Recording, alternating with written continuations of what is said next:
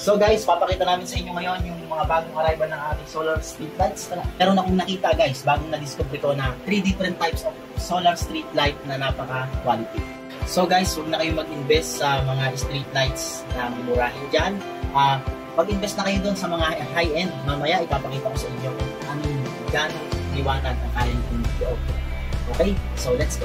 So guys, ito, testingin na natin dito sa labas. Maghahanap tayo ngayon ng street light para ikumpara siya sa ating floodlight muna. So guys, tignan nyo naman yung ilaw ng mumurahing solar street light. Pero hindi siya nagbibigay ng tamang liwanag sa kalsada.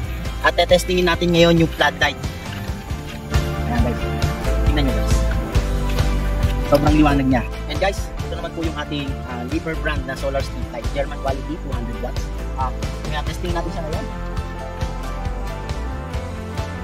Ayan guys. Halos nag-uuna. Diba? Parang yung quality natin. Testingin po natin siya sa madilim na area. Ayan guys.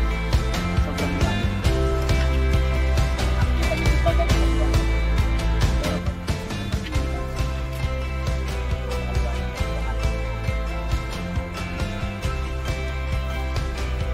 Pero guys, ito yung pinaka high quality na street light na meron tayo ngayon.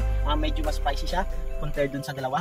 Pero yung ilaw na binibigay niya is 10 times more higher kaysa dun sa dalawa. Pero pag pinakita natin siya, ayan guys. Tingnan niyo yung pagdaan na.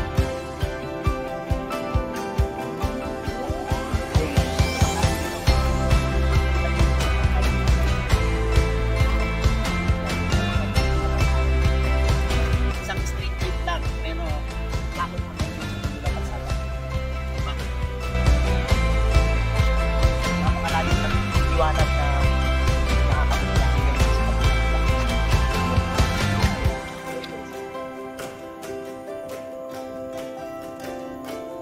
diba? Ito yung pinaka high quality natin na solar street light, and I'm so excited na bilhin nyo to solar street light na to.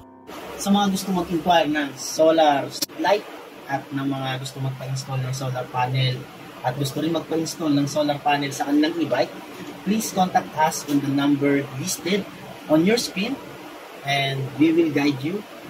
At sa iba na gustong kontakin kami sa Facebook, you can directly contact us. Thank you so much.